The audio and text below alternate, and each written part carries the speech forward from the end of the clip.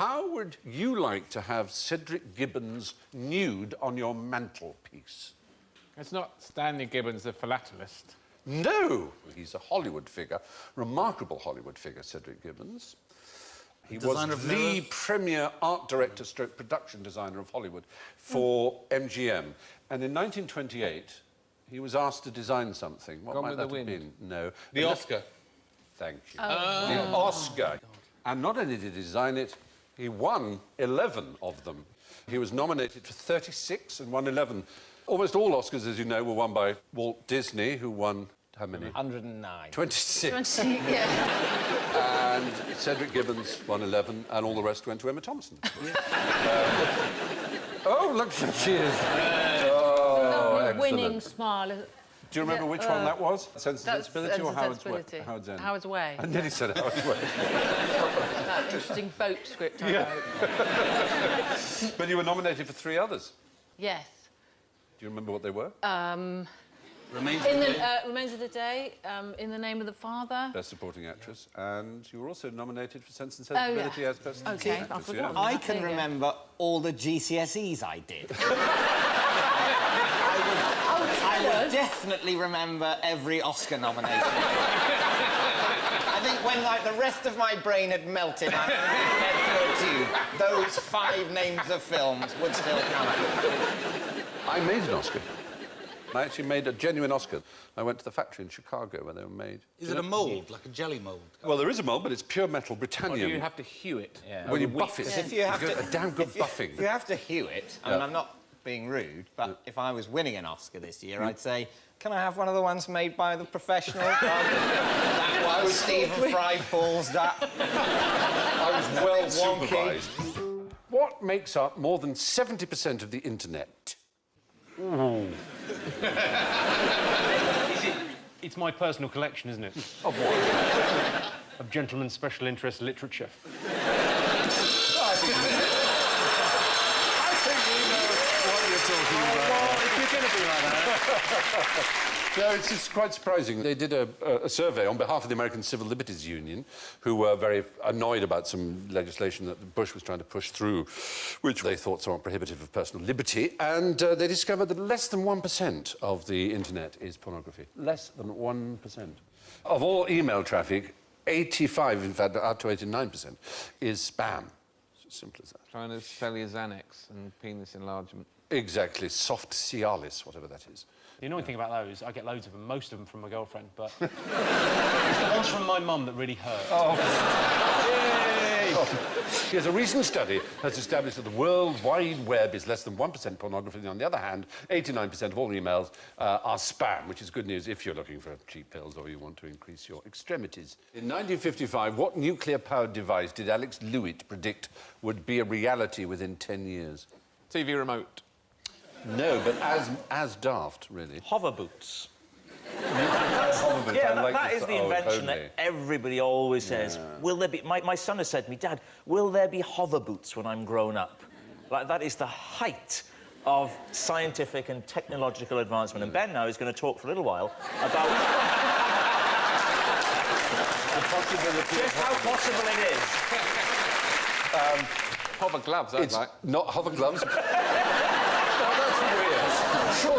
Surely you can do your own hovering. You're doing it, in fact. Yeah. It's not a hover thing, but it is a domestic appliance that he electric thought toothbrush. Would be nuclear-powered, not an electric toothbrush. Fridge. Hoover.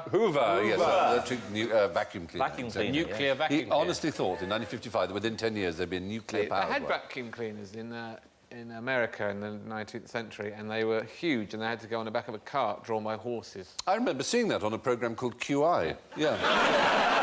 Well done. But well remembered.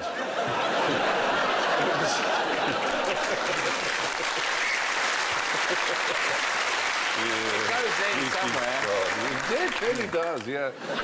Well, the nuclear-powered domestic vacuum cleaner. What was the most disastrous haircut ever? Yes. Some examples for you there. I've got 2 answers and I get the screen going up there. One is my last haircut. No, or Samson's haircut. Samson's haircut done... No, Samson's haircut's a very good answer, actually. That's me. Yes. You just noticed. Well, you must remember posing for these, or has this been... I remember the one in the middle. But the other two, I have no memory. I know for a fact that in 1928, the New England Tool and Die Manufacturing Company was looking for a new screw that wouldn't slip out of the notch. Yeah. And a man named Phillips worked for him, who had one of the most disastrous haircuts ever. It was parted in 4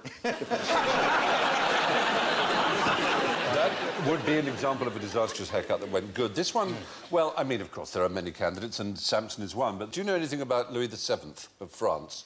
There he is on the left. We're talking about the 13th century.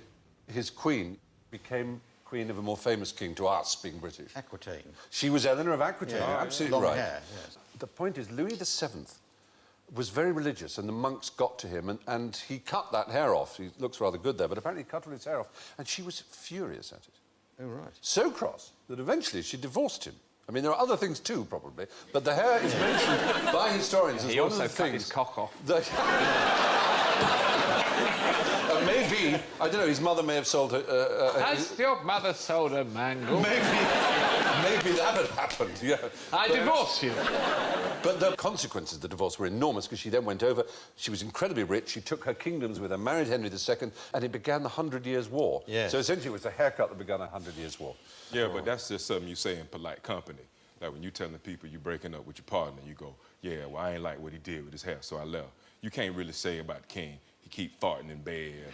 I just don't like his haircut. Yeah, you're right. What is interesting about this poor king is he definitely wouldn't have had sexual relations with Eleanor's mother because he was very abstinent indeed, and he became ill, and the courtiers suggested it was because he hadn't had sex. Yeah. And so he consented to have the queen sent for, and they said, no, she's too far away. If you don't have sex immediately, you will die. But genuinely being told that he had to have sex or he would die, he actually said he would rather die chaste than live an adulterer. See, that leads you to believe that he had a bad sexual experience as a child. Yes. Yes. And just, you know, because, you know, most men wouldn't rather, like, face death than have sex. So something happened when he was a kid, maybe a teenager, maybe his wee-wee got caught in the zipper, or he mangled, or... Yes, the mangle. Or he said, I'm not ready for this yet, maybe just let me lick your elbow. And the woman just said, do what you do best. And... Very good. The Simpsons make a reference to the 100 Years' War. Oh, do they? Do you know what they call it? Operation Speedy Resolution. Anyway, so, we've all had bad hair days, but the one which helped start the 100 Years' War takes some... Who said, let them eat cake? Oh. Yes. It's that French woman. Yes? What's Dawn French. Oh, very good. She said, let them eat brioche. Who did? I'm not saying it. I'm asking you. I need to know. Oh, was it Mr. Kipling?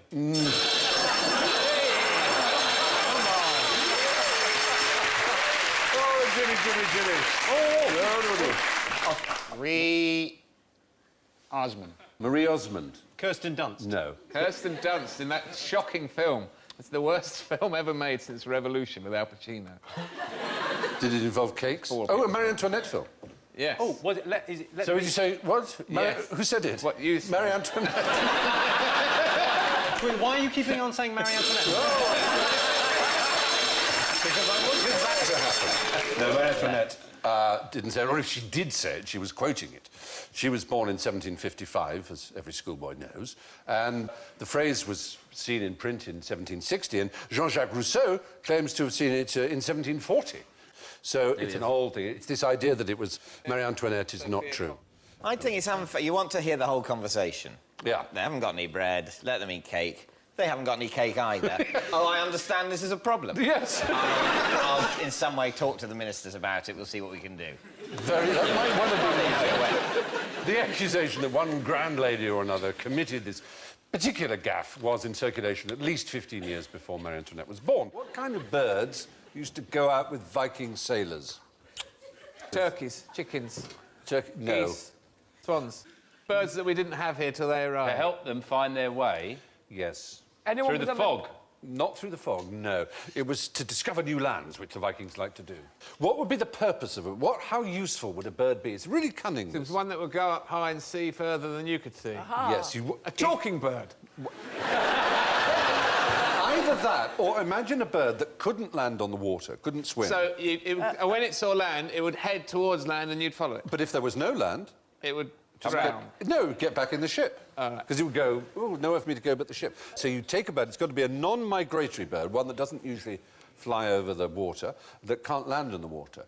And you let it fly, it goes up to about 5,000 feet, and you can still see it. And if there's land, it will shoot off to the land, so you follow in exactly that direction. If there's no land, and you're still...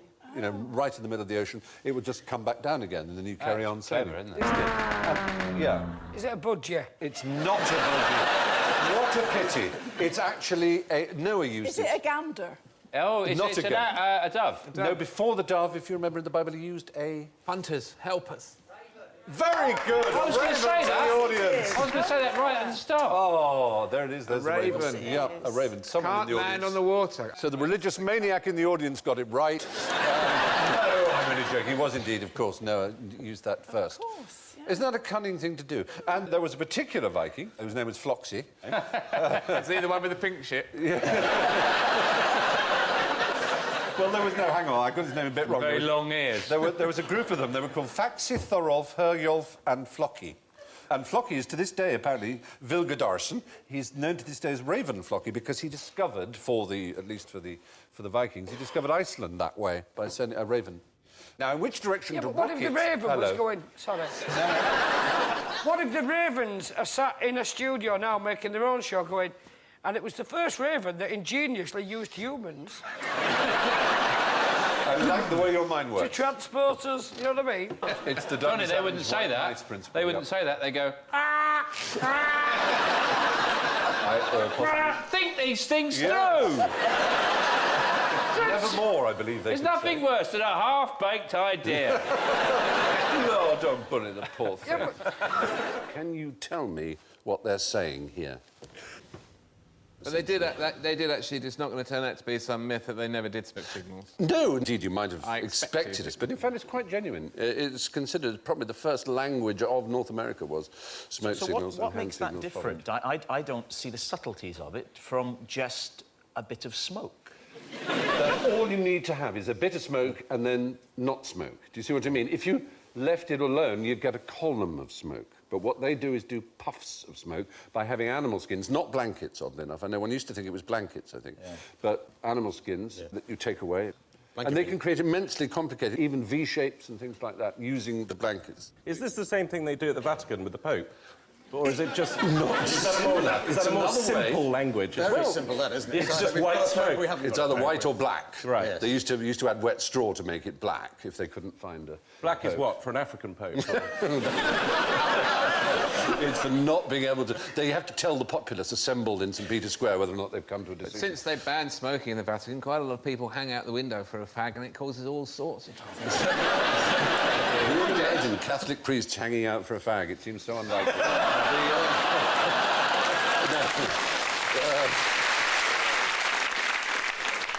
If we run the film on, in fact, it's 2 puffs that they give here.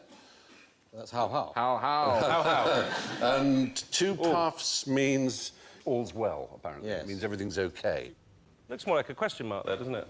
Oh, it does, actually. Right. Do they do grammar, or...? They should have got one of those light aircraft that can write in the sky. Just simple purchase. What?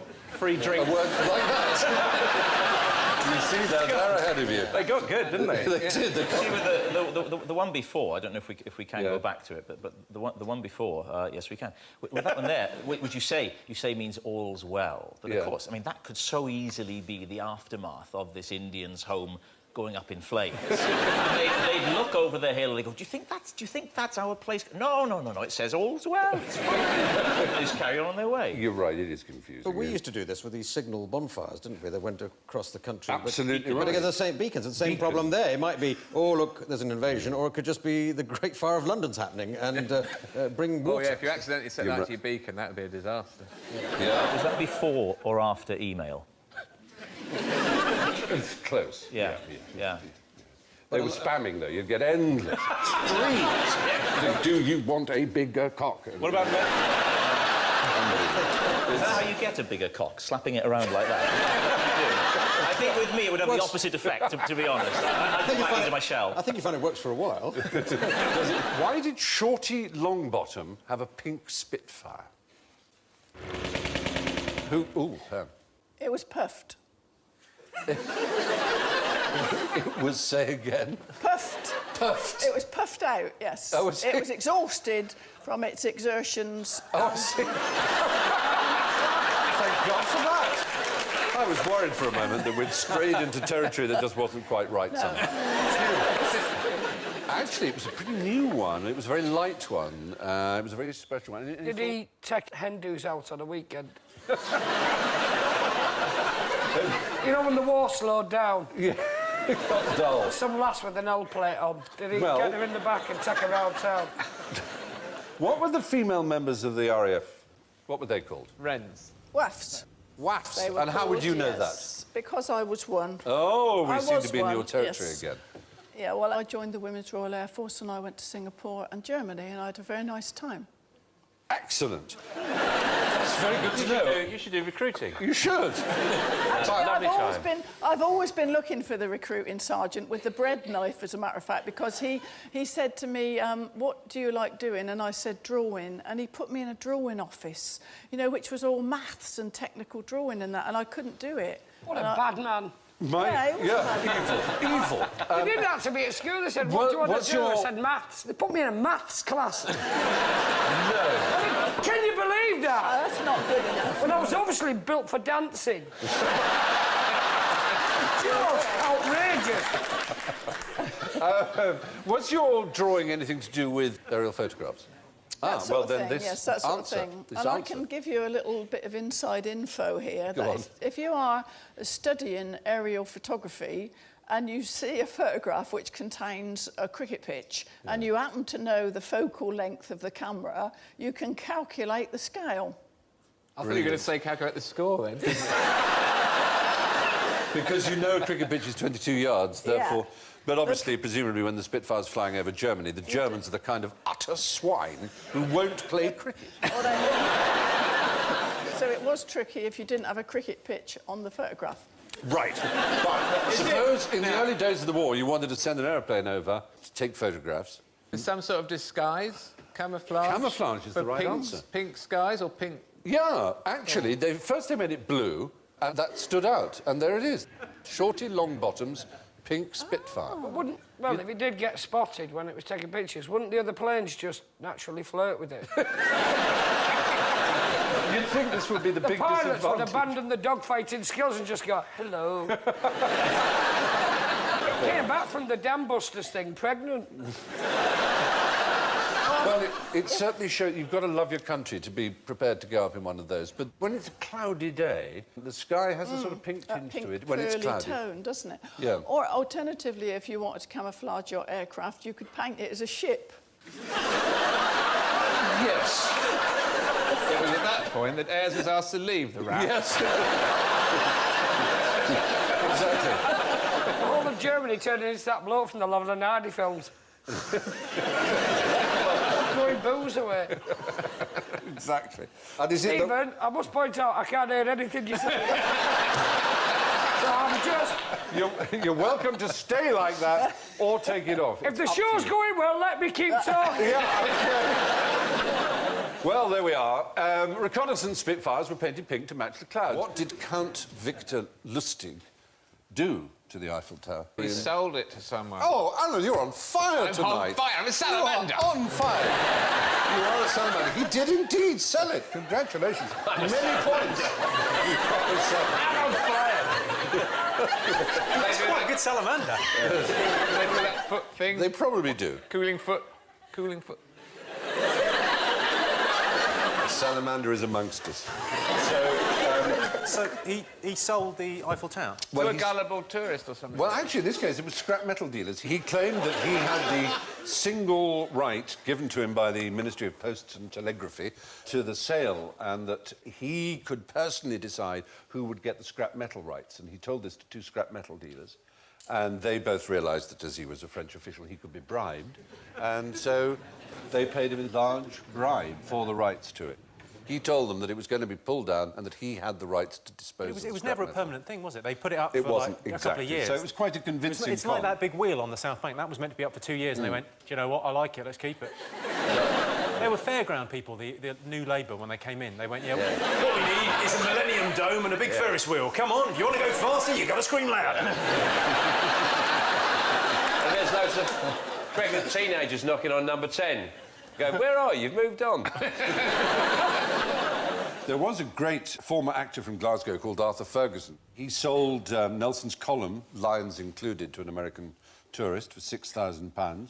And on a trip to Paris, he managed to sell the Eiffel Tower as well, also for scrap, to another gullible American. I love these people. He then moved to the US. Do you think they try lots and lots of people and eventually someone buys? He sold the White House to an American. Brilliant. He sold Sell me! He then tried to sell the Statue of Liberty to an Australian, and that's where it fell down. But he went... Oh, look, come on, mate. He didn't even have the keys. How am I going to get it home? Where's the guarantee? Well, in case we think this is something that's gone away, only this year, 2008, ladies and gentlemen, as we go, 2 businessmen called Terry Collins and Marcel Buchhorn were conned out of £1 million by an unemployed, bankrupt lorry driver named Tony Lee, who claimed to be acting for the real owners in the sale of the Ritz Hotel. And they paid £1 million for a sort of down payment on the Ritz. What rhymes with month? This word, I have to say, is probably not known to you. It's Sikhism. It's what the Quran... Sikhism does not rhyme with month. No, I'm telling you, I'm taking you into the world of Sikhism. What the Quran is to the Islamic faith, this thing is to the Sikh faith. It's their text, and it's called the Granth. Oh! There, you see? Well, we should letter except Gunt. Yeah. Well, we should know that. I mean, that's not that obscure, is No, it? it isn't. That's what I mean. It's a perfectly reasonable word. Yeah. So loads of Sikhs watching this programme assuming they don't be screaming. For goodness sake, it's Gunth! No, it's Granth. Garanth. Not Garanth, just Grunth. There are a lot that supposedly don't have rhymes, and month was one such, and we thought we'd tell you there is Grunth. There you are. So the holy text of Sikhism is the Guru Granth Sahib. What is this a representation of?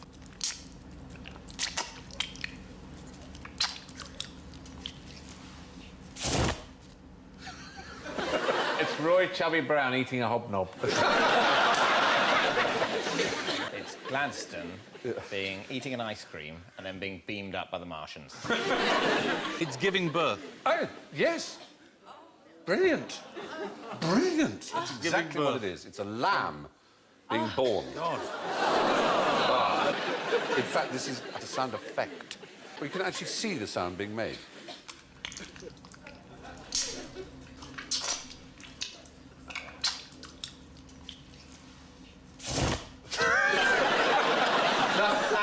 Has he listened to lambs being born? And then down now, as he said, no one knows what a lamb being born sounds like. I'll do any old crap. She actually... I'll drop a towel. She's oddly named Lizzie Calf, oddly enough. And she used to do sound effects for the Archers, amongst other things. She's now our sound wizard. But there is a name to this science of sound effects as used in movies. What sound recordists need is clean dialogue. And all the sound effects, footsteps and other noises, guns being cocked, the rustle of clothing, the lighting of a cigarette, almost all of that is done afterwards by someone called a Foley artist. And here's an example of some of the early Foley artists making their noises. And all kinds of different things are used. If you close your eyes, let the audience see how it's being made. You see if... Alan, when I say close your eyes... Now, by the way, when I open them, you won't all have gone, will you? Lamb on my head. You close your eyes, we'll let the audience and everyone at home see some more sounds being made. See if you can see what these are. So, what was that? Guillotine. That's Someone basically has guillotine. it. Guillotine, all right. Very good. How was it made? With a guillotine and a person. They wanted the sound of cabbages being chopped up, and so they had to kill a guy. Oh, very good. It was My indeed. eyes shut long after the sound of it. I'm still singing with my I'm so obedient. It was indeed a cabbage. You slide a knife along a scaffolding pole and then chop a cabbage and drop it into the bucket. It's pretty good. Saves Got the another life one. of Close an your eyes. aristocrat. Okay.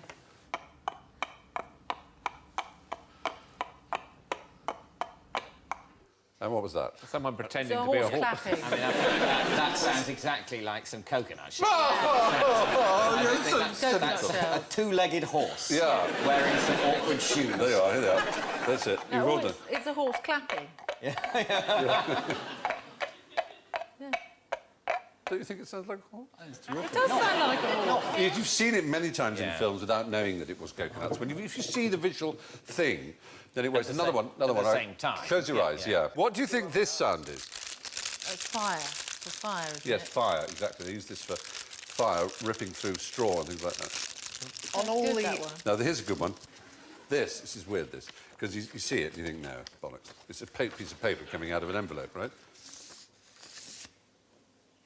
And we're taking off a shirt. No. This is what they genuinely used at Elstree for the doors in Star Wars, electric doors. Paper being taken out of an envelope. Simple as that. You watch a bit of Star Wars now and you see the doors open, you think, oh, yes, so it is. So anyway, we thank Lizzie Carr, our sound expert, and we apologise to her. She's in tears now, having been mocked by David Mitchell. No, I'm not. Look, I'm perfectly willing to accept that with the pictures there, then you're going to buy the whole effect. Yeah. But, you know... Now, a common theme of science fiction B-movies set in the future is robot invasions. But has Britain ever actually been invaded by robots? Yes. Well, I'm guessing they have. Yes, they have. And Yes. when? 40s. 1880. 40s is the right answer. 40s. 1940s. Yeah, I'm afraid the point there goes to young Alan. But what were these robots? Germans. The Germans. Was it the Germans? The Germans. Had to be. It was the yes, Doodlebug. the The Doodlebug and the buzz bombs, the V1 fancy and V2. And the point is not just that we're saying they are kind of robots. They were called robots. They were called robots more than they were called Doodlebugs in the 40s. Inasmuch as they were publicly called anything, because they were more or less banned to be discussed. The British authorities were terrified of letting the Germans know how successful or otherwise the V1 Tell and you V2 what, when the bombs V2 were. landed on Chingford Plain, it was quite widely discussed. Oh, it would be. But the point is not in the newspapers. Of course, you ask, has Britain been invaded by robots? If you wanted to answer that question in a satirical manner that took a swipe at modern life in Britain... Go on. You'd say, we're in the process of it now, and those robots are the bloody call centres that we have to put up with. Oh. So my answer is yes, and it's happening now. You should be a stand-up Or, comedian. Rob, on an equally satirical note, the bloody cameras that take photographs of us everywhere we go.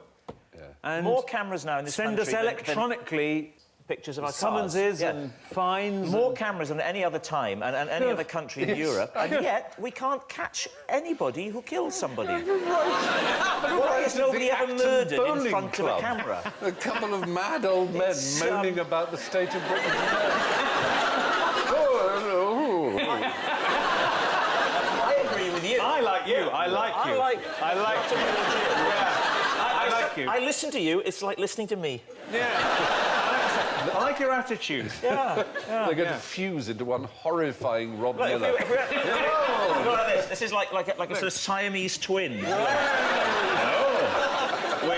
We're quite keen to have the operation, but obviously we're not sure how we get on without each other. In all honesty. All right.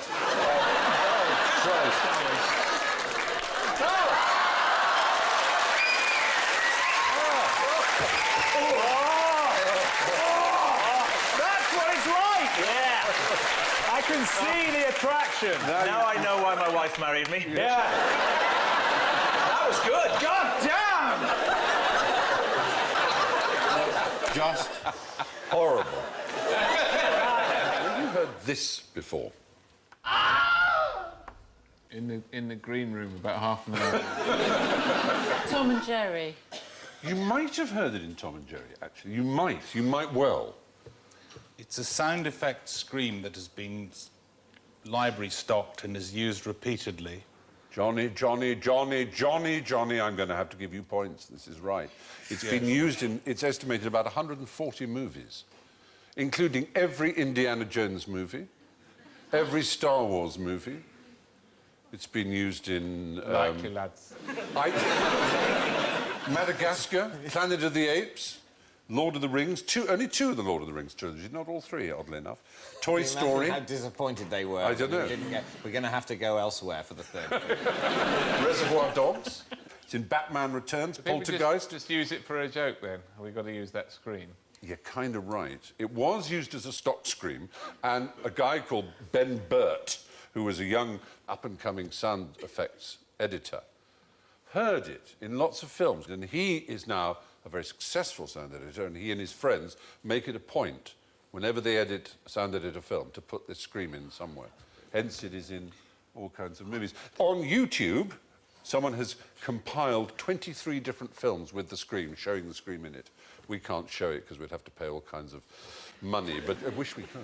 Anyway, it's believed to be a man called Sheb Wooley singing, and it starts on the note of C. There's Sheb Wooley. It descends through 4 semitones to G sharp, and he used it in a film called Distant Drums in 1951. It's called the Wilhelm scream for some reason, and you can hear it again, C, semitones, G sharp. It's quite a warm scream, isn't it? It is. Yeah. It's not. You're not really traumatised. Yeah. No. It's not as if you've been raped by a warthog or anything. The most ubiquitous line of film dialogue. Do you know what that was? Apparently, this line, a survey of 150 American feature films from 38 to 74, showed it was used at least once in 84% of Hollywood productions, more than once in 17%. Is it? Why are you telling me this? That's a very good one, because that is one of the really annoying cliches, isn't it? Like, the other one that really annoys me is, don't you die on me. Oh. Which almost never means actually on the person. Yeah. I've got a bad feeling about this. Oh, shut up. Is that an order, sir? Yeah. Well, since you asked me, Lieutenant, yes, it is. Oh, the one that I always really want to punch is when they're about to go on an operation and they go, showtime. Oh, yeah. No. Oh, This is what we trained for. Gentlemen, we have a situation here. Yeah. Or the other one that really drives me mad is, I'm getting too old for this shit.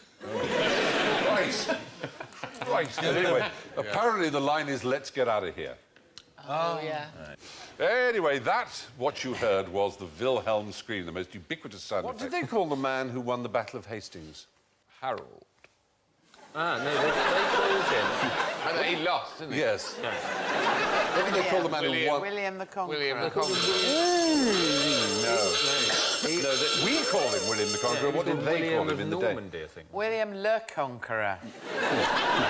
But the fact is, no, the word William didn't exist at all as a name at the time of the conquest. He was known as Guillaume Bâtard. William the Bastard, in fact, was how he was universally known by the other French. It wasn't as rude to call him that. The bloke on the left appears to be riding a llama. I mean, that's definitely a horse on the right. I mean, he's got a parrot. He's a random pirate, has arrived in the middle. Well, I arrived on a busy day here in Hastings. Who's that doing the embroidery over yonder? Get my good side. As you might see in the top left corner, the word William is kind of developing. It's become Wilhelm. Wilhelm. No, it's Will 6 Elm. Wilhelm. Normano, I like that. Normano. Yeah. Is it Normano? Or... Is that like medieval text speak? They never put the whole thing in. They just thought, you know, we've invaded Britain. Lol.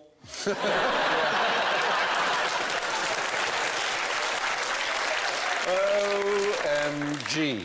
Very good. So, they have indeed. That's basically the point. But all the Norman names, all the Saxon names disappear within 50 years of the invasion. All the Earwigs and Ethelreds and all those sort of names disappeared, and it became Hugo and Robert and Richard and William became the most popular names. William, one in every 7 men. How would you describe the famous Thatcher effect? Yes, you get the country to bend over and you give it one until its eyes water. It was great, actually, when she became Lady Thatcher, because then she sounded like a device for removing pubic hair, didn't she? And you couldn't take her seriously after that, could you? It's true. Absolutely. The Brazilian Lady straggly Thatcher. pubic hairs with the Lady Thatcher, you know. We need a Margaret Thatcher. It wouldn't be... Here is the Thatcher effect. Do you now know what it is? Oh, I know that if she's right way up, she's too frightening, so we have to put her that way. Well... The eyes look the same upside down as they do the right way up. No, they only look sympathetic. It's an interesting point. Now, what it is, it's our ability to read faces. Some people in the audience, some people at home may have noticed that on one of those pictures, 2 of the major features of the face are actually inverted in her upside-down picture. So if we were to turn them around now, you'll see what you were looking at was that. Burn the witch! This was Peter Thompson at the University of York. He discovered that when it's the right side up, we'd instantly see which items are upside down, but when it's then turned upside down itself... I'm racking my brain trying to think of any kind of application, short of you're in the middle of a soissons neuf and you turn and go, well, how is that? Oh, God, you're hideous. Jesus. You looked fine when we started, but this is ridiculous. Application's hard to say, but as you know, these things sometimes emerge, and there, here, for example, is Alan. Turn it upside down, please, now. You never would have guessed, would you? That's astounding, isn't it? That's a face you don't want to see after a 69, isn't it? It's a real worry. Facial recognition is indeed a natural human instinct. We see faces everywhere in cloud formations and so on. Here are some little examples. Perhaps you can tell me what you think the faces are. They're always, by the way, Jesus or Mary. Well, these that's things, right. Yeah. The middle one is a Virgin Mary and a piece of toast. Actually, most people see Marlene Dietrich in the middle one. Yeah. If you look closely, I think it does look like Marlene. On the left... The moon. It's actually Mars. And people see, yes, the Madonna or something in there. And on the right... Jesus. You can only say Jesus like that when you say the baby before. I know. The it's usually baby. equal baby Jesus. Baby Jeebus. Baby Jeebus. But the Thatcher effect makes it difficult for one to detect inverted features in an upside-down face. As we're in the Christmas spirit, let's have a little sing-song. What's everybody's favourite bit in that traditional song, the 12 Days of Christmas? Which is your favourite bit? Lord's Leaping. For me, it's the gold rings. Yeah. Knows that. Yeah. 5 gold rings. Wouldn't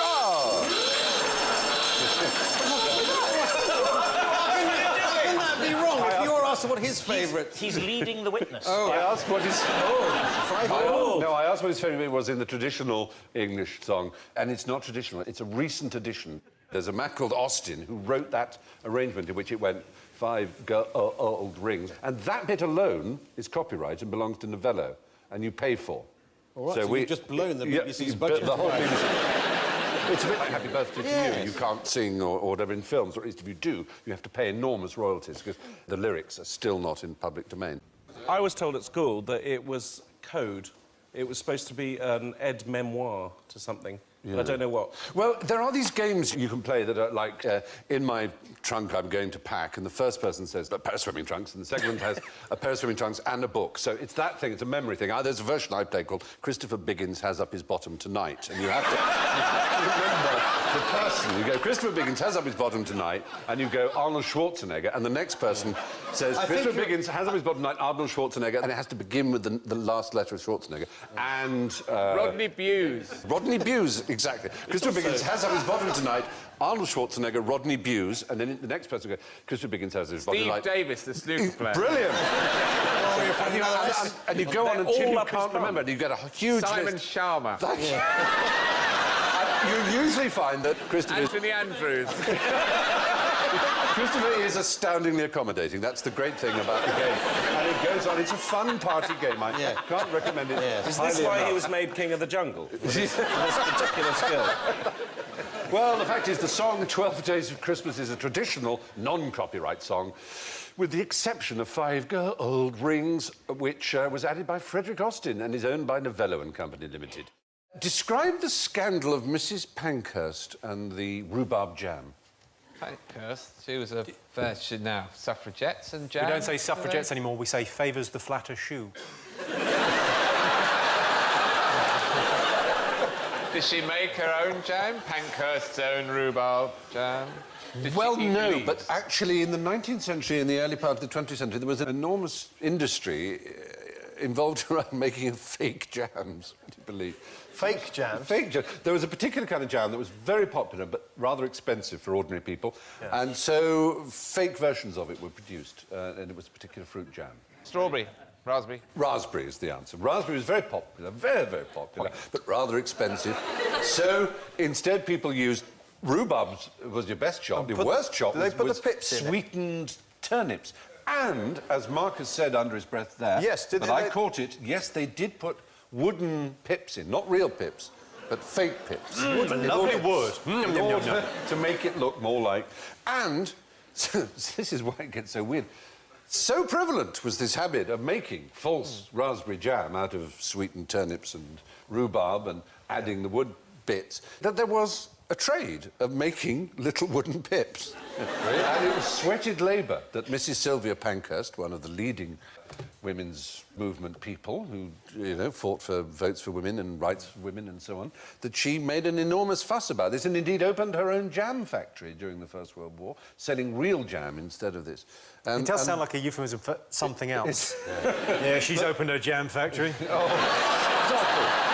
You're a very disgusting young man. I just think it sounds... Young, quite wrongly. I like the idea that you could have a job as a pip maker.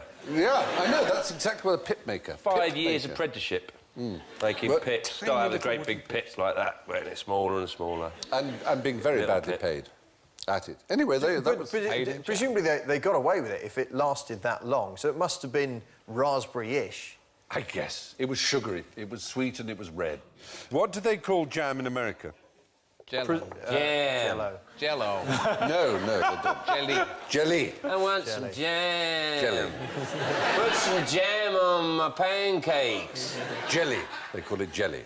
I'm still saying jam. Yes, you are. You're still saying jam in your way. I think it's funny when I say jam.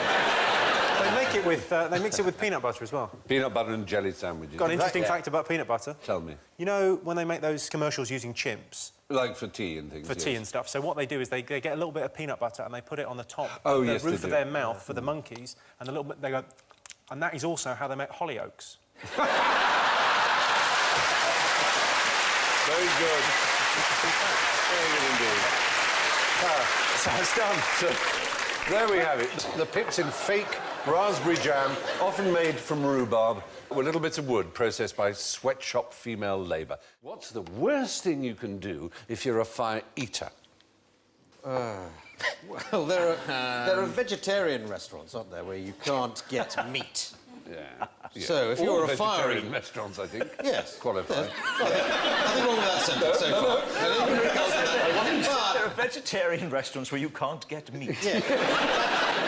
To quote the great John Cleese, thank you for... What's your specialist subject? The bleeding obvious. You've heard about these, apparently, these vegetarian restaurants... I was establishing what I thought was an uncontroversial point, that in vegetarian restaurants you can't eat meat because they don't serve it. No, they don't. I believe that's right. So, there may be restaurants that don't serve fire. So, if you're a fire eater, there'd be no point in going to these restaurants and ordering fire. This is a simple point I was trying to make, but I was interrupted rather on the way. I'll have a nice plate of fire, please. Yes. And that wouldn't I would have work. thought at a Christmas event, if a fire eater was thinking, I haven't shown my family this skill, and there was a urine-soaked granny who'd been brought out of the home just for a day for Christmas, that would probably not be the time to say, so what are you up to now? Bruno.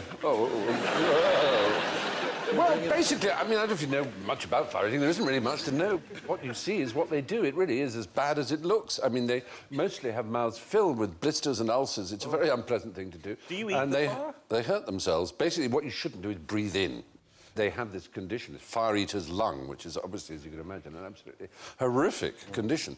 And it's like farmer's lung, and there's no subsidy. Exactly. Because basically it's fire spitting rather than fire eating. And that's, no matter how careful they are, they ingest the lighter fluid, which is toxic. Or if you had plastic false teeth or wooden false teeth, which I think we've discussed in this programme. Yes, that would be a disaster because they would catch fire. They would catch fire. That would be awful. Yeah, and the smoking. smoke would then... Smoke. Yeah. Which would smoke. Apparently would kill you. It wouldn't be the fire, you see. No. Well, anyway, perhaps the most important piece of advice to the fire eater is do not inhale. When, oh when, will they finish painting the 4th rail bridge? Yes. Never, because by the time they get to... See my little face light up as I thought I did. Yes, it's been done. They don't need to worry about it anymore. They're putting on a new special coating that's a combination of paint and epoxy resin. Is the right answer! Right. Very good. Absolutely right. You never cease to amaze me, Alan Davis, but you're absolutely right. It used to be considered the proverbial unending task, but they have a new epoxy resin paint.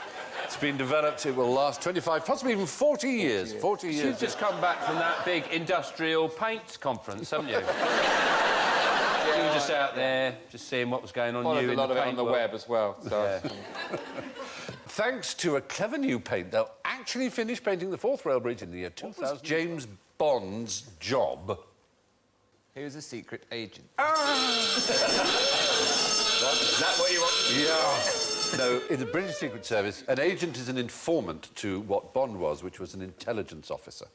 You know how he got the job, Sean Connery? He went for the audition and then he walked away and the producers watched him out of the window. And Fleming was present. And Ian Fleming, I was about to say that. Ian Fleming was present. And he walked away and they said he walked like a panther. Yep. Which, when you think about it, would be on all fours. Yeah. And would make him look like a ruddy lunatic.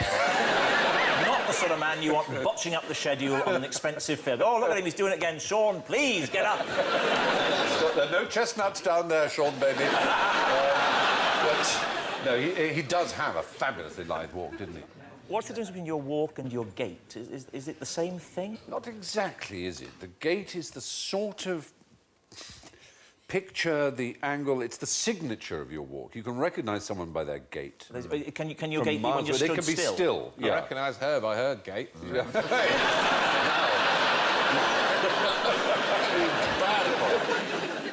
You know who's got the funniest walk, I think, is Liam Gallagher. Oh, yes. He's got that walk that you do, you know, when you're 17, you're out with your mates and you do that down the way you maybe you don't, but I really do sort of slightly. But he still does it, and he's, what, about 47 now, isn't he? You know, well, Mick Jagger still does his... Strut, his whatever kind of you want to call cockerel it. strut. I imagine that he grew up in a house with a very narrow doorway. Well, it's not...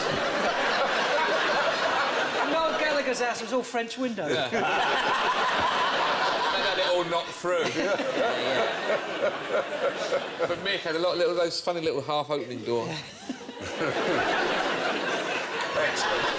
Well, well, that's it. You see, the security services... Still enjoying it. It's only one more. No, it's good. He is virtually arseless, isn't he, Mick Jagger? He has no bottom. It's really odd. Someone else who's arseless is Ian McShane. Is he arseless? Told on quite good authority by a costume person.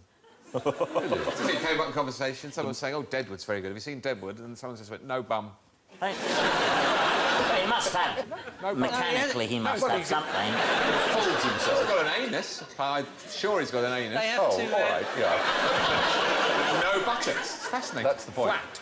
It's a nightmare for a dresser, because they keep falling... They have to staple his trousers. He has to have a little dress to go behind him with all the scenes, just holding them up. You put a little pelmet across there and just hang them from then. You could. Arse helmet. The security services actually call their staff officers, agents or informants who are not members of staff. Can you name the family in Swiss Family Robinsons? Yeah. Robinson. No, indeed. No, there is no family called Robinson in Swiss Family Robinson, no. Oh. In Swiss Family Robinson is a book by a man called Weiss, a Swissman. Is it a reference to Robinson Crusoe? To reference to Robinson Crusoe. They're a Swiss Robinson. Yeah, that's what it is. They don't actually have a surname. They're called Ma and Pa and Ernst and Franz and names like that. But the weird thing is there have been films in which they're called the Robinsons. It's just a misapprehension. Are they even Swiss? Well, they are Swiss. They are Swiss. When it was translated by William Godwin, he called it the Family Robinson Crusoe. because that's the idea. It was a Robinson Crusoe family, as it were. A family undergoing a Robinson Crusoe experience. It's a good title. And that got mysteriously changed in 1818, 4 years later, to the Swiss Family Robinson.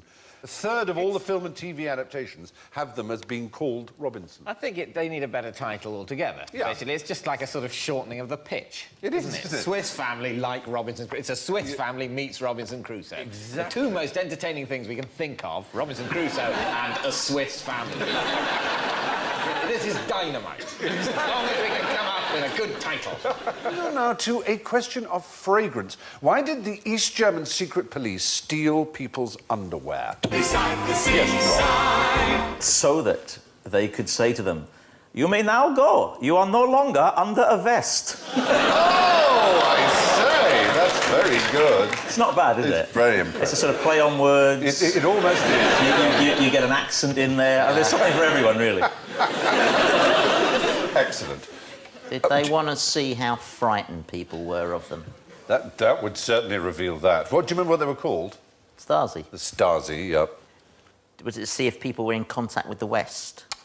Well, it was a way of trying to keep track on their dissidents, almost literally, really. What they wanted was a sort of database of the smell of all their dissidents, so that their dogs would recognise them. Oh, my God. Really? So everyone they thought was a danger, might escape, might need tracking down. They started off by swabbing them with yellow sort of rags and asked them to swab their underarms and their groins and put them in a jar. Yeah. And then they invented a chair, which sort of, there you see some of the collected ones there.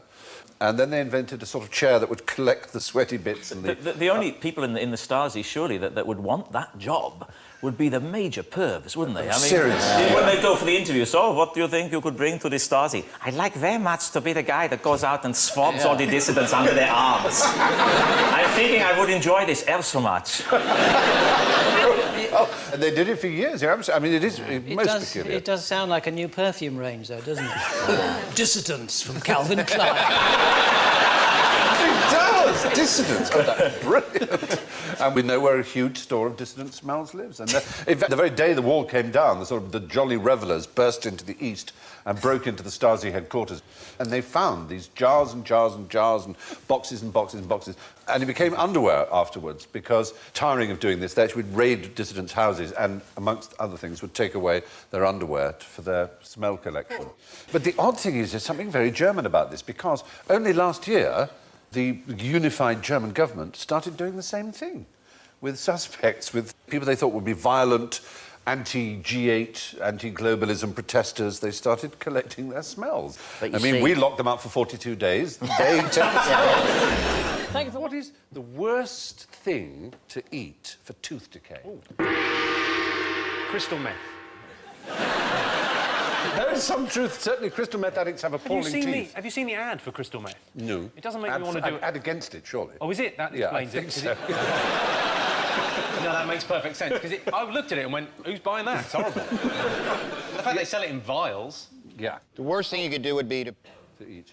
Because I saw this on TV, is to put them in salsa and then run a current through it.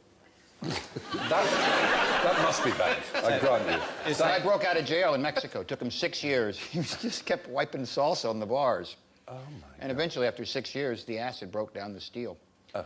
And then they went, it was that Mythbuster show. Oh, wow. And then they ran a current through it, and it just happened in days. Gracious, how brilliant. So you wouldn't want to do that. If your teeth were like iron bars. I would just say, don't run a current through your teeth. No, that's a good full stop. You're right. I know, it's not going to be sugar, is it? You're trying to make us say sugar. The point is, there's something worse than sugar. Sugar is quite bad, but the thing about it is it dissolves quite quickly in your saliva and is out and away from the teeth, whereas potato starch is just about the worst thing, because it hangs around in the teeth much more than sugar. Crisps are a particularly bad thing. There are bits of them stay up, and you may think, oh, well, at least it's not sugar. It's not like having an opal fruit stuck in there, but actually, it's really bad. Do you know having gum disease doubles your chance of coronary artery disease? That's a bit scary, isn't it? Does it double your chances, or is it just there's a correlation between the two? No, there is a direct causal link. Bacteria from the mouth find their way to the heart. A lot of disease in the heart actually is disease. It is infection not just bad lifestyle and being lazy. It is actually... you can get a virus, the heart can kill people very commonly, or bacteria. So flossing is good for your heart? Yes, that's a good thought, isn't it? How about Well, that? they don't try and floss your heart. I saw in America anal floss. Here we go again. It's a way of... It's not a gay thing, Rich. It's an American thing. It's a way of drying your intimate cracky God parts. bless America. Yeah. Drive-through hamburgers and anal floss. Isn't that just a towel? Yeah, a towel, but it's a hilarious- special one. You were that's... doing the wrong way then. Sorry, what's that? It's a special... It's a special towel with a gusset. Yeah, basically. Exactly. Sorry, pulling his sleeves up worried me. I thought you were going to... While we're all at sea, what's the difference between flotsam and jetsam? One floats and one sinks. No. One is spelt with a J, one's spelt with a There are 4 kinds of wreckage. Flotsam is something that's fallen off a ship because it's got wrecked or something, and Jetson has actually been thrown off by someone. Yes, correct. Jetsam has been jettisoned. Very good. Very good. How do we know that? Did you really work that out? Yeah. Well, it's, From jeter, the French to throw. Some of us paid attention at school, Alan. Not that one again. That seems to be the root of all my problems. Just wasn't interested. I can also tell you that lagan is what's on the bottom of the sea. You're absolutely right. And there's only But you one said there's more... a fourth one. There is a 4th one. Lagan is cargo that is lying at the bottom of the ocean, sometimes marked by a buoy, which can be reclaimed. But there's another one which lies at the bottom of the ocean, which no one has any hope of reclaiming. Rocks. That's derelict. Derelict. So they're the 4 classes of wreckage, according to the 1995 Act, which covers these things. But the odd thing is, if you find such a piece of wreckage from a ship and you decide to keep it, you could be fined £2,500. You have to pay twice the value of it to the owner of the original ship. You have to have salvage right. Yeah, it's very, very strict. But does that date back to the days when all the West Country and its keep off, They call it luring Cornish people onto wreckers. rocks? Yes. That's like if you run over a pheasant Yeah. and pick it up, Yeah. then that's a crime. But if you're following someone and they've run over the pheasant and you just find it... I found this out because we did some filming once for Jonathan Creek, and we were filming on a big estate and there were pheasants everywhere, and all the crew had to drive into this house every morning, and the pheasants, stupidly, the way they fed the pheasants was from a truck. Oh, no. So any time a vehicle came past, pheasants would come and run towards the road.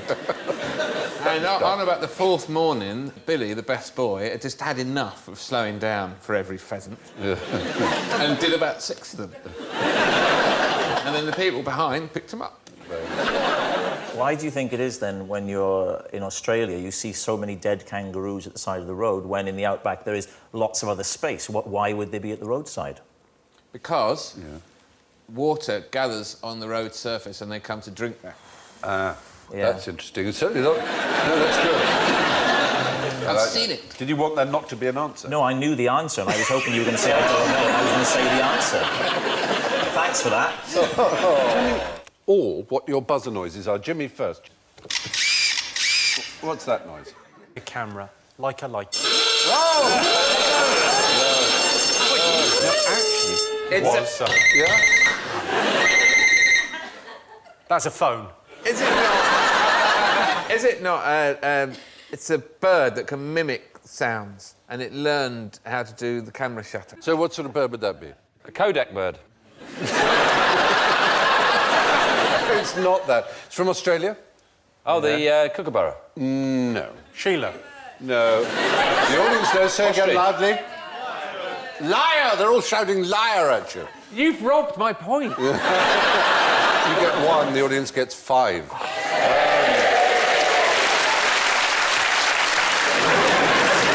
Jimmy's favourite was indeed, in fact, a specific breed of lyrebird called the superb lyrebird. It can mimic anything. Almost anything. I'd make it woof. How brilliant would that be if you had a bird that woofed? It's... I'd get it to do limericks. It does dogs. I'll probably get it to do Bill Oddie. Surely that should be a bearded tit, if it was any better. You're thinking of Rory McGrath. You're Yours was a superb liar. Marcus, let's hear yours. It could easily be a builder, couldn't it? Seeing a lady go past. But it sounds like a car alarm. Yeah. Trenches are joining in. I just wanted to see that happen. That wasn't... Yeah? Lyrebird. Yes! He's right!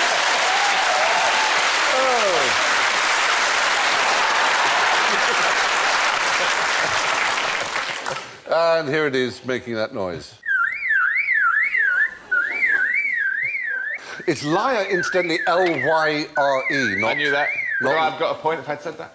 No. Because its tail is said to resemble the shape of a Greek lyre, the plucking instrument, a lyre. And let's hear your buzzer, Sean, if we may. It's a lyrebird.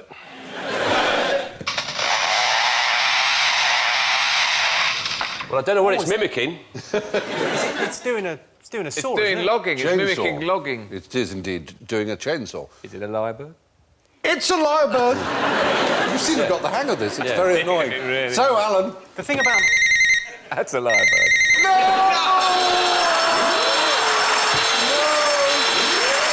Oh, dear. No, Even as I said it, I knew it wasn't. Even as it was coming out of my story of my bloody That was life. a telephone. Yeah? Couldn't you tell? No, I thought... Ironically, Alan, the big siren that went off there was a lyrebird. What kind of animal can you eat without killing it? Rich. Crabs, unintentionally. In the south. Yeah? In the deep south, in the bayou. On the bayou. On the bayou. Yeah, yeah. Freshwater mussels, they just pick them right out of the water, and they'll have these tiny pink crabs crawling on them, and they're considered a delicacy. And they're alive. They're alive when you swallow them. These are things you can eat fully, an animal food stuff, but you don't kill the animal. So something that sort of comes through like sweet corn, except it's still running around. Oh! Is that what you're saying? No, I'm not saying it passes comes through out the totally entire unharmed. digestive system. Right, no. oh, right. No, But it stays in you and This is sets up a community. Whatever they put in Yakult.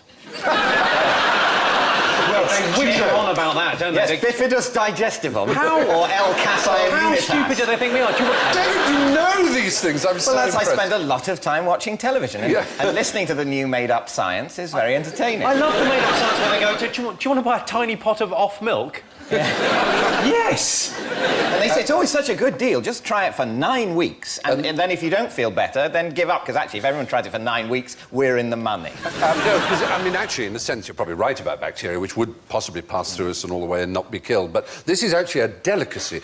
I'm inclined to give the point to Rich, because he's sort of accidentally right, only he's sort of wrong as well. It's not a story of my life. It's one of the most popular foods, almost the national dish in some ways, of Florida. Tapeworm. Not tapeworm. No, it's a type of crab.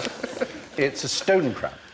Oh, right. Stone crab claws are very popular. There is a stone crab, and the fishermen catch the crab, they snap off the claws and throw the crab back in, and it takes about a year for its claws to grow back. But it is considered a great delicacy, usually served with a sort of butter and mustard sauce, very popular indeed in restaurants up and down America, but particularly, as I say, in Florida. What does it do for a year, then, armless down, wandering about? I mean, it's up to himself. The crab is dismayed when it loses its claws, thinking, now I can't get any work done. All that stuff, I'm trying to rearrange the seabed. It'll be a year before I can do any of that. I'm just going to have to lay up. It's almost like they're sort of fruit-bearing animals, aren't they? That's pretty similar to that, exactly. Yeah. Like an apple tree has its apples taken off, but the next year it grows more apples. So maybe they're trees. They're just seafoody trees. Yeah, they can walk around. Same DNA. You could have given me as an answer as well. There are certain tribesmen in the Masai Mara in northern Tanzania and Kenya who will drink the blood of cattle. You know, not kill them, but sort of slit the throat a bit and drink the blood, mix it with milk, actually. And then they bind up the wound again, and so they don't kill the cow. But that practice is dying out a bit. They mix it with milk, so they think that cattle have 2 drinks. You can have one or the other, or a mixture of the 2. Fantastic, these 2-drink animals. Anyway, stone crabs it is. They're returned to the sea alive, and their claws have been taken off. Over the next year, they grow a replacement, although it's never quite as good as the first one. Which of these ladies is more likely to bite off a baby's head? David. I think it's Anne Widdecombe because she's a Catholic. Terry, defend your I'm not faith. actually saying that Catholics are more likely to bite off babies' heads, but I imagine that might have been the sort of thing that was once said. I think that originally, of course, Margaret Thatcher was known as the milk snatcher, taking the pinter out of the innocent babies' mouths. But I don't think it was her. I agree, I think it was Anne Widdecombe. But I think she's misquoted. Because one time somebody said to her, are you hungry? And she's a good little trencher woman. And she said, hungry, she said, I'd eat a baby's arse through a wickerwork chair. And it grew up. That is from arse to head, you know. But, so that's an easy enough mistake. It's so easily done. What's the wickerwork chair? That's an odd sort of... Not only would I eat a baby's arse, I'd do it under awkward circumstances. with chopsticks through a wickerwork chair. It shows... With one hand tied behind my back. It shows how little you know of roughage, lad. He's a stranger to the lavatory, I fear.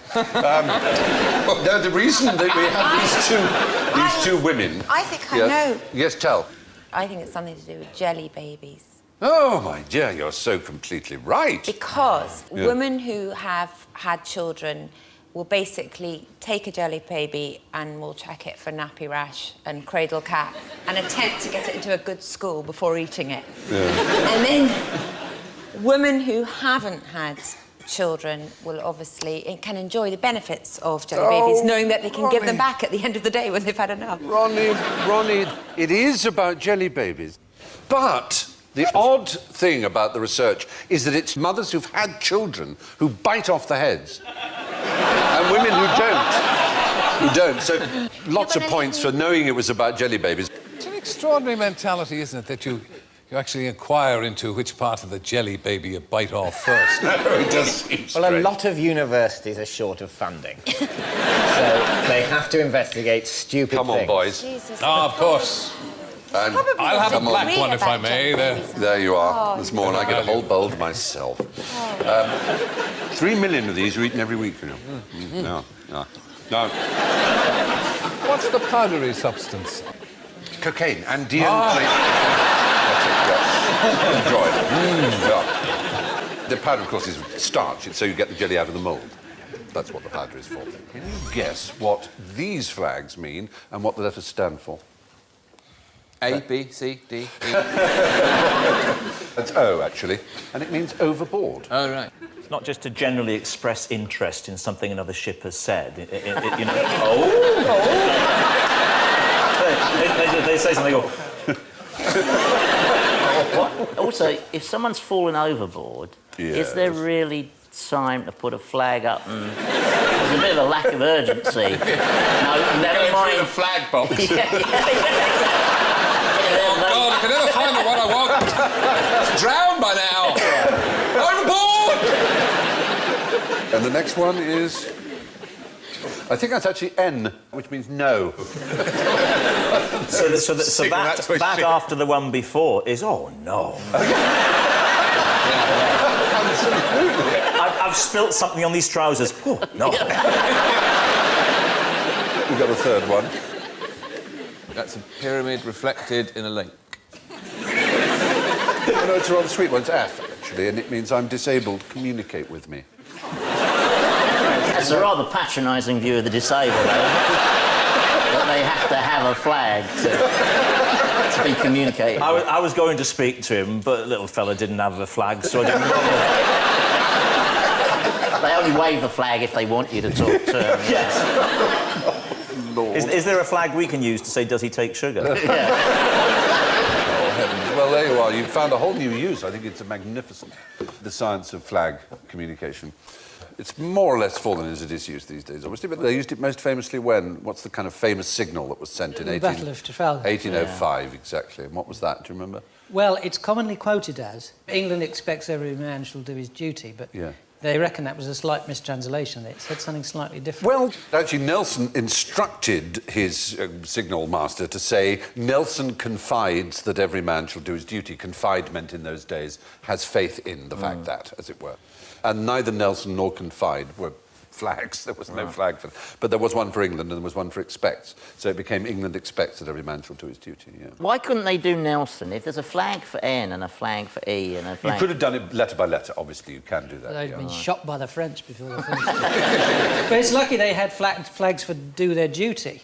Yes. You know, if they could only use the flags they had. Yeah. Say, sorry, Nelson, we've only got go home now. It's, it's Nanny's flag for have a poo. Make sure you've done your duty. There we are. Anyway. Sorry. It's awful when you make a sort of observational comic remark, you realise you're the only person in a room of 1,000 people to whom that means anything. No, all the audience were nodding. They all say that to their dog too. Yeah, anyway, fair enough. How many muscles are there, incidentally, in your fingers? How many? 20 tiny fingers. One if you play your cards right.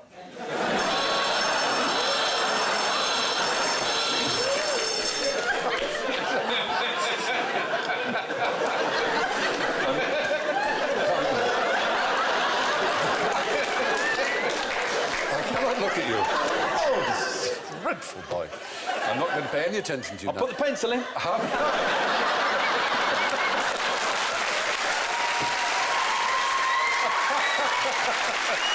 Oh, Lord bless you. Oh, reach up here. Fry. You're so dirty. None.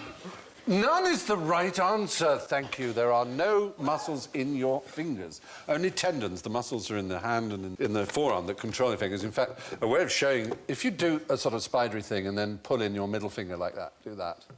All right? Now lift your thumb, tap it up, tap it, tap your little finger, tap your index finger, now tap your ring finger. Can't move it at all. Like all the fingers, it has no muscle.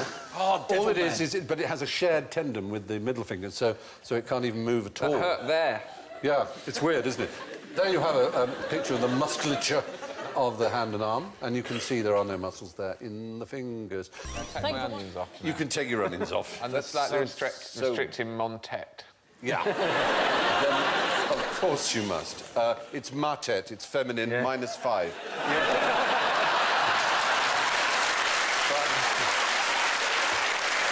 I said mon because I'm masculine. It doesn't quite work that way, I'm Doesn't it? afraid, no. For example, the word vagina is masculine, whichever sex you are, and you're likely to be female if you have one. But you would say mon vagina. You, as it were, yes. You would. It makes it sound like a mountain somewhere, doesn't it? It's not... Is it? Yes. Oh, I must climb mon vagina. Many have. Many have fallen off. Bon, allons-y, mes copains. Alors, à ce moment-ci, je vous donne des bonus points si vous pouvez répondre en français. OK? Yeah. Oui. Very good. Already, bonus points to you. Phil. Non. Plus tard, nous verrons. Phil. Comment ça va? That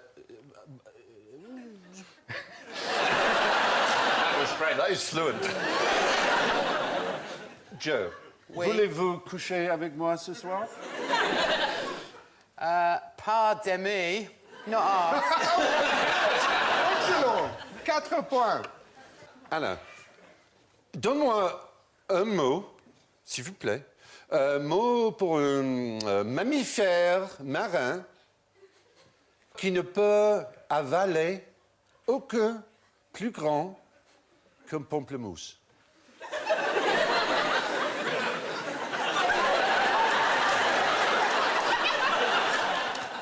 Pamplemousse. What's a pamplemousse? Ask the audience. I think... What's a pamplemousse? It's French palm.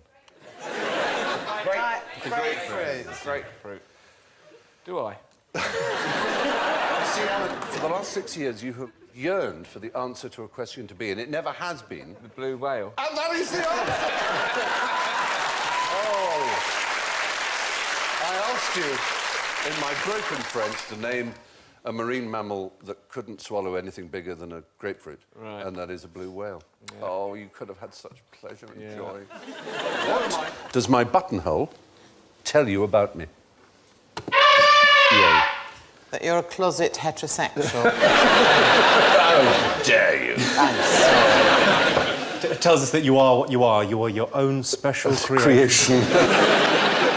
It's not going to fire water at me. It's not going to do that. It's a real flower, and it's a real member of a particular family of flowers, and it has a name. It's a rhododendron? It's not a rhododendron. Camellia. It is a camellia. Well done. It's exactly a camellia. And you are La Dame aux Camellias. Ah, tell me about La Dame aux Camellias. It's a novel. It's a novel.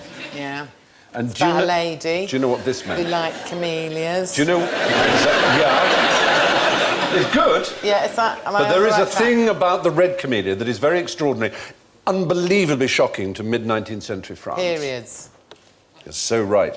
Marguerite Gautier, the heroine of the novel La Dame aux Camellias, wore for 25 days of the month a white camellia, for 5 days a red one, to tell her lovers that she was not available, that Arsenal were playing away or were playing exactly at home. The decorators were in the etc. No, not following this. Are you saying that you are available, or I'm you're saying not I've got a period on, John. Oh, right. You can't have me. I'm sorry. That's Sorry, what was basically- this in? Was this in some play? What's It's a this novel by Alexandre Dumas fils, the bastard son of the creator of The she a Three little bit- Musketeers. Does a pink flower mean you've got quite a light flow? It's an interesting direction in which to go that I hesitate to... Can I just say, I thought it was so sweet, because no woman in her entire life has ever said, I've got a period on. Flamingo stand on one leg. Yes. I think I've got the answer. Because it wants to go to sleep. Yes. Is it? You're right. Ah, That's absolutely well. right. I was going to say landmines. You're absolutely right. No, you're right, though. What happens is they have, like other animals, the ability for half of themselves to go to sleep at one time. So the half with the leg up is asleep. That whole half of their body is in a torpid state and the blood flow is less, and that leg couldn't sustain them while asleep. When that has had enough sleep, they then swap over and that leg comes down. There The must other be a one goes terrible up. in-between moment when they just fall on their arse. You wonder about that, don't you? Yes, the other theory... How does that work, then? Does it go laterally kind of down the middle of their face and their neck, or does their arse go to sleep and then their face wakes up? One assumes it's sort of down the middle with it. So the phrase "my leg's gone to sleep," that's a whole new thing. Precisely. Their leg literally has gone to sleep. And they are pink because? It's wait a moment, not crayfish, prawns or something. Oh, it's not prawns, no. No, it is a commonly held fallacy that they're pink because they eat pink food like prawns or shrimps, but actually... Or Angel Delight. Or Angel Delight. No, they eat a blue-green algae, which, oddly enough, is full of this carotenoid that makes them pink. And so in zoos, they give them supplements to make them pink, which... I tell you, the flamingo version of Where is Molly's really difficult. They are interesting creatures. They can drink boiling water because they... How did they find that out? Because a very cruel man found that out. Here you go. They live near geysers where the water is at that temperature. They can quite eat happily. a McDonald's apple pie. The only species that can. The only species that can do that. Yeah, which is the hottest substance known to man. Isn't it? Developed by NASA. Yeah. Now, who gives a flying fish? There they are. Aren't they amazing? They're lovely, aren't they? Beautiful animals. I was told that flying fish only ever fly alone. That sounds like a code, Alan. Flying fish only fly alone. I've seen them. They fly in shoals. I was on a scuba diving trip and I met a German who was adamant. Well, I mean, of only course they fly would. alone. They would fly on their own, wouldn't they? You mean if they don't fly in like a formation, like the Red Devils? Like, They don't leap out and pass one another like that. No, they don't do that. Do you know what French for a flying fish is? Poisson d'aéroplane. It's slightly more creepy for those of us of a certain generation. It's exocet. Oh, gosh. And what do you know of the exocet? It's a missile. It was a missile, yeah. It was used against us in the Falklands War. So do they fly or glide? Neither. I've seen them, and they fly for... Sorry, Johnny, I'm so excited, I must say this. They fly for ages. When I saw them, my first flying fish, I couldn't believe they were really fish, because they flew for so long, and they weave, and they sort of duck and dive like that. And I thought they cannot possibly be fish, because they flew for so long. They flew for minutes and minutes and minutes, and then suddenly they all go plonk, and they're gone. So you know they were really fish. I don't know what you were eating or drinking on that occasion. I have it here on pretty solid authority that 30 seconds is a long time for them to stay in the air in one go, which is a long glide, 30 seconds. But it appears that they glide. But even if they move these pectoral fins that have become their wings, even slightly, then that would count as flying, but it seems they seem to be fixed. So. I was going to tell Pam she probably witnessed a duck. It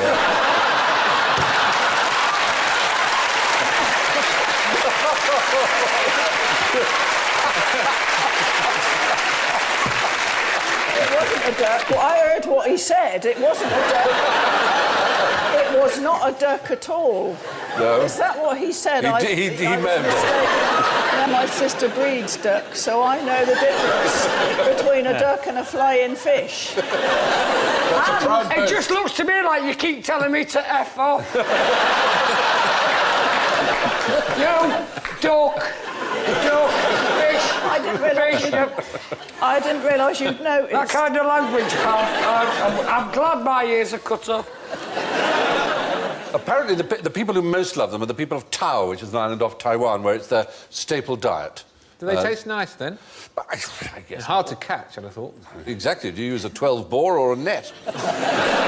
One in each hand. That's what I usually do. No, you just make a little landing strip. Put some lights on it, you know, some tea candles. And then wave them in. And then just sit there with a stick waiting for them to go. Talk it in. Oh, they've all got grandeur ideas of being jumbo jets.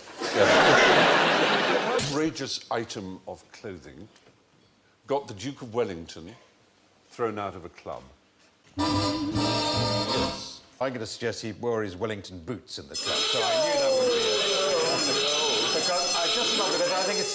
I think it's so fantastic what a career he had, because not only was he a great general, winning one of the most important battles of all time, and a few others, plus he was Prime Minister, and he had Wellington boots named after him. Pretty astounding, isn't it? And they were... Oh, my shirt, I think I know. Yes, go on. I know exactly what happened. Now, he showed up at this situation, and it was supposed to be all formal and nice, but he was a bit of a cook. And he came in and he said, look at this wonderful dish I made with beef. And it was inappropriate to be trying to introduce your cooking at a social occasion like that. And his wife tried to say, don't do it, just, you know, save it and invite some people back and we can eat, have a smoke, and then it'll all be good. But he was like, no, I know this is good food. And so he took it there and he was just, people was like, oh, we're just drinking here, and just, oh, he's general, he should know better. And just... This is what I believe happened. I might have read it somewhere, I can't remember. You reminded us of another thing to chalk up to Wellington. Yeah. Not just the boots, and not just the battle, but the pastry, beef in pastry. around beef. Yeah. Actually, this happens to be just about my favourite club. If you were to ask me if I could get in a time machine and go anywhere, this is one of the places I would go. It was called Almack's. It was the club that determined whether or not you were in society. And it was run by these fierce women, the lady patronesses.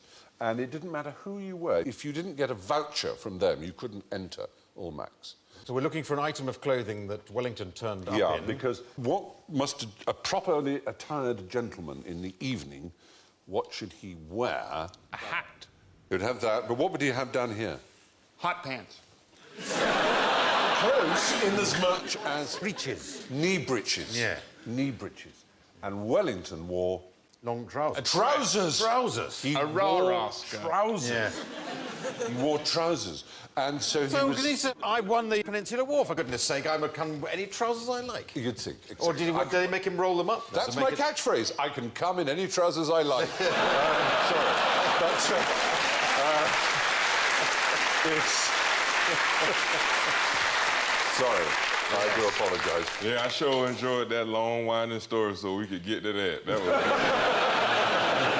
The trouser was considered absolutely shocking and not to be worn in smart society. The breaches of etiquette. Exactly. Richard, that's good. Good. You know, we like it. I bet when they told him he couldn't come in, he looked at him and he went, "Pants to you." The point is, the Duke of Wellington was thrown out of a club for wearing to the fireman's pole. He tiled the fireman's bathroom.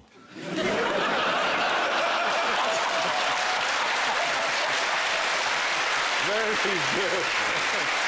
Very good. I mean, how much time does it save to go down a pole? I mean, they've got to drive half the mile across the town anyway to get there. So that's half true. a second off the... Just walk down the stairs. Why don't they have a slide, like in the park? Oh, that would be fun. They could have a swirly slide or even a water slide. It'd be a good way of getting young firemen in, wouldn't it? Yeah. Getting them trained. It was probably a health and safety thing, I would imagine. Oh, God. Was it really?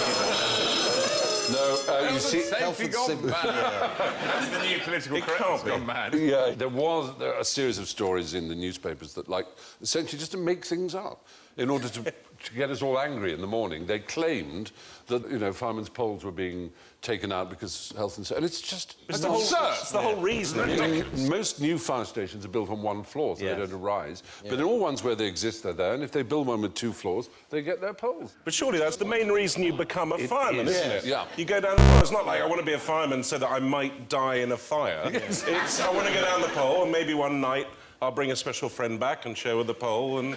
Yeah, you're absolutely right. You demand an extra floor on the fire station. That's my story and I'm sticking to it. So no, do you know where the longest pole is in Europe, fireman's pole? And how long would you think it might be? What's the maximum length? 48 feet, I would guess.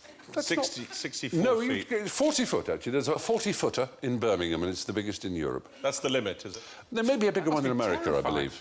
That's really quite high. It is quite high, 40 foot, yeah. When you're really going to take the skin off your hands by the time you get off. So you picture that squeaky noise, and it makes your teeth go on edge. Do they talc up like the weightlifters? They should do, shouldn't they? Do they teach a technique of coming down the pole? Is it just hands? Because they they're all seem to be doing... I think the thighs have do a to knee exert grip. pressure. I must say, there are a hell of a lot of firefighters. The driver of the fire engine is there going, no, I can't go yet, I've got to wait for it all here. Meanwhile, the whole family is burning to death. Well, apparently it's because they sometimes literally are still pulling on their trousers and then running downstairs doing that, of course, is much more dangerous than going down a pole where you can just sort of hold them up and go down the pole and put them on. You really are, and obviously every second can save a life. I don't understand why the firemen are always completely caught out by the fact that... Yeah, so what? A fire? Oh, my God! Quick! All undressed. Were the poles always made of shiny metal, or were there early versions that splintered and... nasty. Well, they must have experimented with flammable materials. pole, that'd be absurd. They'd all be stuck up there with the pole on fire, no one to put it out. It was insurance companies invented firemen. You're absolutely right. I think you should get some points for that, Clive, because you're completely correct. Things like the Sun was one of the biggest, now the Royal Sun Alliance. That started as a fire insurance company. And what would happen was you'd pay the insurance to the company and they would send you a brass plaque which you would set into the wall of your house. So if there was a fire, what tended to happen was lots of different brigades came from different insurance companies and they read the plaque. And if you hadn't paid, they wouldn't put your fire out unless you happened to be next to someone else who had.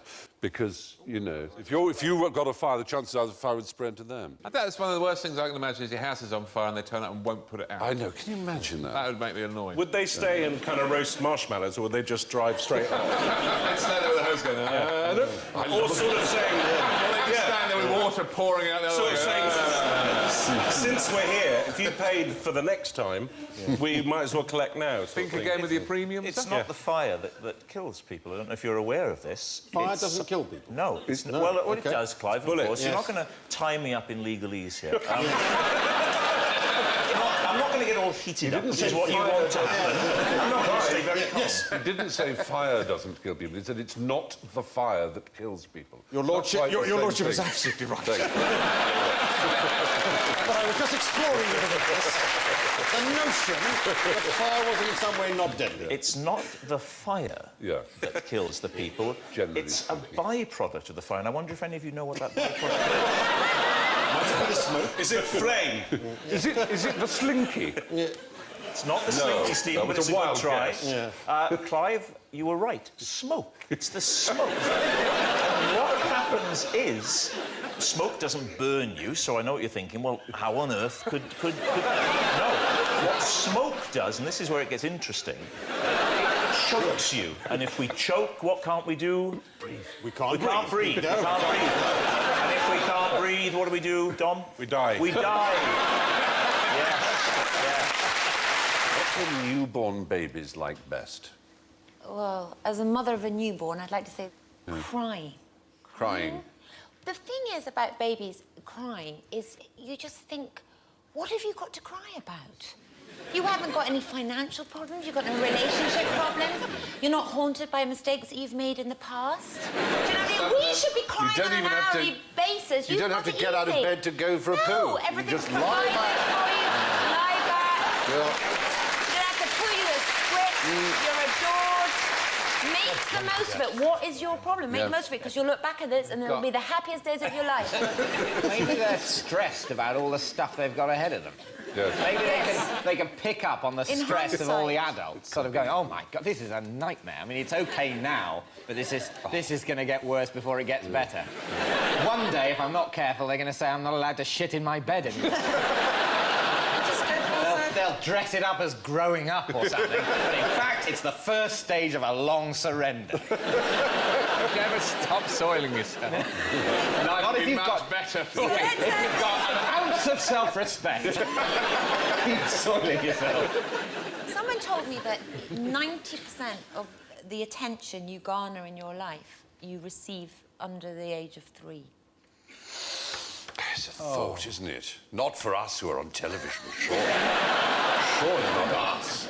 No, that could be right. Now, that's an interesting point, because a lot of mothers have been led to believe that it's incredibly important at the moment they give birth that there's a bonding process. But the interesting thing is that babies don't bond with their mothers, particularly in the very first days, that actually they respond apparently as much to the cries of a rhesus monkey as to the noise of their mother. Well, all that hard work. Yeah, I know. Later... Get a rhesus monkey. Later they get used to you. They get used to you, they get used to your smell after a few weeks, and they do like you. Now, that child's clearly not going to bond with their parents. They've had enough of that one, haven't they? Come on. Twist it, it'll snap. As you crawl towards the age where you can again soil yourself with impunity, surely... What do you mean crawl towards it? Oh, no. Oh, no. That's not comfy. I'm lucky I have the incontinence pads. Yeah, I'm so pleased. Is there a tenor gentleman? Is it only tenor lady? That's a thing. Why is it in those ads? What is it about laughter that makes women wet themselves? I mean, you have the ads, they're jollying about, and then...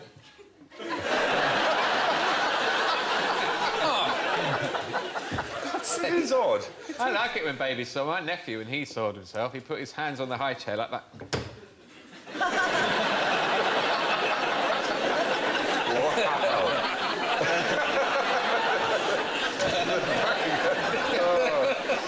They get great concentration on their face. While mothers may form an immediate bond with their baby until they're 3 months old, babies respond equally well to the call of rhesus.